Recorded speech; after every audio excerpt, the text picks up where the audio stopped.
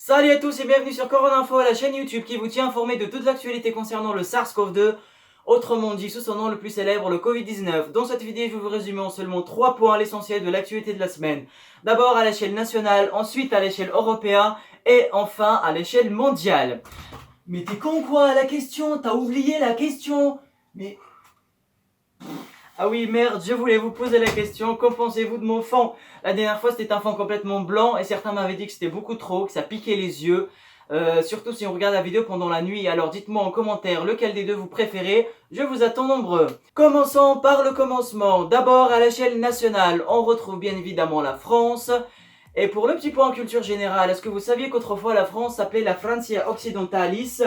C'était alors un royaume reçu par Charles le Chauve lors du partage de Verdun en 843, il y a fort longtemps. Alors est-ce que ça sert ou pas à quelque chose de vous donner cette information? À vous d'en juger, mais je le dis quand même. Bref, parlons chiffres. En France, on atteint bientôt les 180 000 personnes testées positives au Covid-19. Pas moins de 26 900 personnes décédées à cause du coronavirus. Et enfin... certainement beaucoup plus que 55 000 personnes ont été hospitalisées et sont complètement guéries du coronavirus. Alors je tiens à vous rappeler que ce ne sont pas des chiffres exacts, c'est juste une approximation. Mais l'actualité la plus importante de la semaine, ce n'est pas ces chiffres, mais plutôt le déconfinement. Alors vous le savez sans doute, le Premier ministre Édouard Philippe ainsi que son gouvernement se sont prononcés hier, jeudi 7 mai, et il y aura bel et bien un déconfinement à partir du 11 mai. Alors on retrouvera certes pas notre vie d'avant, mais on aura quand même quelques libertés en plus que maintenant. Alors voyons un peu plus en détail comment va se dérouler le déconfinement en France. Voici ce qu'il faut retenir de l'allocution d'Édouard Philippe ainsi que ses ministres hier. D'abord, cette carte qui indique que les Hauts-de-France, la Bourgogne-Franche-Comté, le Grand Est ainsi que Mayotte sont des régions qui restent toujours en rouge. Et donc, dans ces régions-là, concrètement, le déconfinement, il va certes avoir lieu, mais il va être un peu plus strict qu'ailleurs en France. Secondo, le port du masque est strictement obligatoire dans les transports en commun, et si vous ne respectez pas cette règle, vous risquez 135 € d'amende. Et seulement en Île-de-France, je dis bien seulement en Île-de-France, pendant les heures de pointe, les transports en commun sont strictement réservés aux personnes détenant une attestation de leur employeur ou bien si vous avez un motif familial impérieux. Donc concrètement, si vous voulez aller voir juste un simple ami ou un simple pote le matin ou le soir, vous devez aller à pied ou n'y allez pas du tout. Troisièmement, on pourra enfin sortir de chez nous sans attestation, sans autorisation, mais à condition de rester dans un périmètre de 100 km autour de chez soi à vol d'oiseau. Et pour celles et ceux qui souhaitent se déplacer au-delà de 100 km autour de chez eux, il faudra se munir d'une attestation et je vous mets le lien en description si vous voulez aller la télécharger. Et pour ceux qui veulent partir au-delà des frontières nationales, sachez que les déplacements au sein de l'Union Européenne, y compris la Grande-Bretagne, malgré le Brexit, reste possible, mais à condition de pouvoir justifier son déplacement. Et concernant les pays non européens, pour l'instant et jusqu'à nouvel ordre, les déplacements sont interdits. Quatrièmement, la France est prête à tester massivement à hauteur de 700 000 tests par semaine. Cinquièmement, l'État n'oblige pas les personnes vulnérables à rester à domicile. Alors je cite les paroles d'Édouard Philippe. Il ne s'agit pas d'ordonner, nous faisons confiance aux personnes qui se savent vulnérables pour se protéger. Sixièmement, entre 80 et 85% des écoles seront ouvertes dès le 12 mai, a annoncé le ministre de l'Éducation nationale Jean-Michel Blanquer, et plus d'1 million d'élèves vont ainsi retrouver le chemin de l'école. Septièmement et dernièrement, c'est 475 millions d'euros qui vont être débloqués pour aider les EHPAD, dont des primes de 1 500 € seront versées à tous les personnels des EHPAD des 33 départements dans lesquels l'épidémie aura été la plus forte. Et pour les autres, ils devront se contenter de 1 000 €, ce qui est déjà pas mal. Alors le plan du gouvernement pour déconfiner est simple. Protéger, tester et isoler. Pour protéger, le Premier ministre compte beaucoup sur les masques dont la production initiale française a été multipliée par 5, mais également sur les gestes barrières, la distanciation physique ou sociale. Me touchez pas, monsieur, vous n'avez pas le droit de me toucher. Personne ne me touche. Ma personne est sacrée. Et surtout donc sur le civisme des Français. Deuxièmement, tester 700 000 personnes vont être testées chaque semaine selon le Premier ministre Édouard Philippe. Alors pourquoi cette somme 1000? C'est tout simple. Le conseil scientifique indique que les modèles épidémiologiques prévoient à partir du 11 mai chaque jour 3000 nouvelles contaminations au coronavirus, 3000 nouvelles personnes qui seront contaminées au coronavirus. Et chacune de ces 3000 personnes va rencontrer environ 25 personnes avant l'apparition des premiers symptômes. Du coup, 3000 fois 25, ce qui fait 75 000. Et donc le gouvernement, ils ont tout simplement arrondi ce chiffre à 100 000 pour se donner une sorte de marge.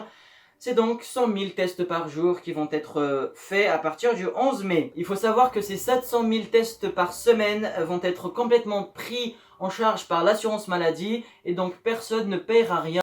L'État paiera. Troisième et dernier point du plan de déconfinement du gouvernement, isoler. Et pour isoler, il y a deux possibilités. Soit vous avez une forme bénigne de la maladie, donc on vous précommande tout simplement de rentrer chez vous, de vous isoler dans votre chambre, ou bien d'aller dans une chambre d'hôtel perquisitionnée par le gouvernement, réquisitionnée par le gouvernement, et donc L'État paiera. ou bien du coup vous avez une forme plus grave de la maladie, donc vous êtes tout simplement hospitalisé. Pour conclure sur la France, voici une liste de ce qui va ou pas ouvrir à partir du 11 mai. D'abord ce qui va ouvrir: les médiathèques, les bibliothèques, les petits musées, les forêts, les cimetières, les commerces dont les locaux sont inférieurs à 40 000 mètres carrés, les marchés en plein air, les coiffeurs, les instituts de beauté, évidemment sous réserve de respect des règles sanitaires, et seulement dans les régions en vert sur la carte, les collèges ainsi que les parcs et jardins. Et évidemment, partout en France vont ouvrir les crèches maternelles et écoles élémentaires. Concernant ce qui va rester fermé, tous les lieux de loisirs, cinéma, théâtre, grands musées, plages et lacs, salles de sport, salles des fêtes, salles polyvalentes, colonies de vacances, camping, centres commerciaux, donc les magasins de plus de 40 000 mètres carrés, les bars, cafés, restaurants, les lycées, les universités et les collèges, mais seulement dans les régions rouges, ils vont rester fermés. Voilà ce que je pouvais dire sur la France. Concernant l'Europe, alors avec plus d'1,5 million de cas Covid-19 et 150 000 personnes décédées, l'Europe est l'épicentre de la pandémie. C'est donc le continent le plus touché dans le monde. Comme trio de tête, on retrouve d'abord l'Espagne avec pas moins de 262 000 personnes contaminées, suivi par l'Italie avec 217 000 personnes, et enfin the United Kingdom, le Royaume-Uni, avec 211 000 personnes contaminées par le coronavirus, et évidemment avec des nombres de morts très conséquents dans les trois pays et dans pas mal d'autres pays de l'Union européenne. Alors certains pays européens ont commencé le déconfinement il y a bien longtemps. C'est le cas de la République tchèque qui a commencé le déconfinement à partir du 6 avril, suivi le 14 avril par l'Autriche et le Danemark. C'est bientôt le cas de l'Allemagne qui opte pour une réouverture des lycées et donner la priorité aux élèves de terminale parce que les épreuves de baccalauréat sont maintenues pour les jeunes Allemands. Concernant les élèves espagnols, portugais et italiens pourront reprendre le chemin de l'école seulement au mois de septembre. Partons maintenant à l'international avec ce chiffre complètement vertigineux, 4 038 837, c'est le nombre de personnes ayant été testées positives au Covid-19, 276 000 morts, et enfin un chiffre qui donne un petit peu espoir, 1 408 000 personnes ont été contaminés par le Covid-19 mais sont complètement guéris. Je vous rappelle bien évidemment encore une fois que ce ne sont pas des chiffres exacts et qu'il est quasi voire complètement impossible d'avoir exactement le nombre de personnes contaminées, mortes ou bien guéries. Comme pratiquement dans tous les domaines, on retrouve bien évidemment en tête de liste the United States of America, les États-Unis d'Amérique, avec plus d'1 322 000 personnes contaminées, 78 000 morts et enfin 223 000 personnes guéries du Covid-19. À en croire ces chiffres, la première puissance militaire, économique, commerciale, financière, diplomatique et culturelle du monde semble être en grande difficulté face à cet ennemi invisible. Et parmi les États les plus touchés aux États-Unis, on retrouve d'abord New York avec plus de 350 000 personnes contaminées et plus de 25 000 morts. Suivi juste derrière par la Californie, le New Jersey, l'Illinois, la Floride. Face à cette crise inédite, le 56e gouverneur de New York, Andrew Cuomo, j'espère que je le prononce bien, avait annoncé il y a seulement quelques jours le prolongement du confinement jusqu'au 15 mai, malgré que l'État s'apprête à perdre plus d'1 million d'emplois. Et dans un pays où le chômage partiel n'existe absolument pas, perdre son emploi, c'est la pire des choses qui puissent arriver, puisque qui dit pas d'emploi dit pas d'argent, et qui dit pas d'argent, on peut pas payer le loyer. Et aux États-Unis, si tu payes pas le loyer, ah bah tout simplement tu sors dehors. Saïd, on vient des US, il faut que tu nous parles un peu anglais s'il te plaît. Allez. Ok, je vais parler anglais.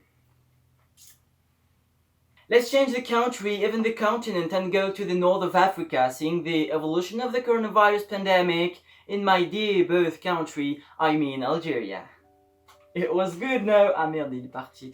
Alors l'Algérie a dépassé les 5000 personnes contaminées par le Covid-19, et ce sont que les chiffres officiels, c'est-à-dire les gens qui ont été testés positifs, et Dieu sait que pas mal de gens l'ont chopé et qui ne se sont pas fait tester. 488 personnes mortes du Covid-19 et enfin plus de 2000 personnes l'ont chopé et sont guéries aujourd'hui. Bla François Nguessen, c'est le président de l'OMS en Algérie. Il a félicité cette dernière pour les mesures prises pour circonscrire l'épidémie. Parce qu'effectivement, le gouvernement algérien à sa tête, monsieur le président de la République Abdelmadjid Tebboune, a pris pas mal de mesures pour freiner l'évolution de la pandémie, et ça a visiblement marché parce que regardez, l'Algérie elle est tout en bas de la liste comme d'habitude, j'ai envie de dire d'ailleurs, et pour une fois on est content et c'est bien, pour une fois c'est bien d'être en bas de la liste. Pour conclure, et c'est d'ailleurs la raison pour laquelle j'ai choisi l'Algérie comme second pays international, je tenais à rendre un chaleureux hommage au célèbre chanteur kabyle algérien Hamid Chariat, ou autrement dit sous son nom le plus célèbre, Idir, né le 25 octobre 1949, et d'ailleurs il me semble qu'on a le même signe astrologique, Balance. Et s'est éteint ce samedi 2 mai aux alentours de 21h30 selon son entourage à l'hôpital Bichat dans le 18e arrondissement de Paris, pour cause une maladie pulmonaire contre laquelle il luttait depuis de nombreuses années.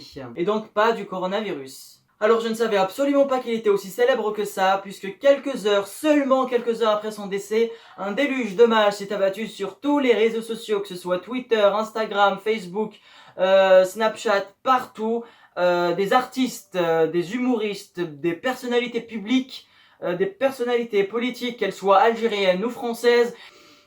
Saïd, tu leur dis quelque chose s'il te plaît? Bah qu'est-ce que tu veux que je leur dise? Merci d'avoir regardé la vidéo, mettez un petit pouce bleu, partagez, abonnez-vous pour nous encourager à faire plus, à tout simplement aller plus loin. Et voilà, tout simplement, merci d'avoir regardé jusqu'à la fin. Et quant à moi, je vais aller prendre ma douche parce que ça sent pas bon.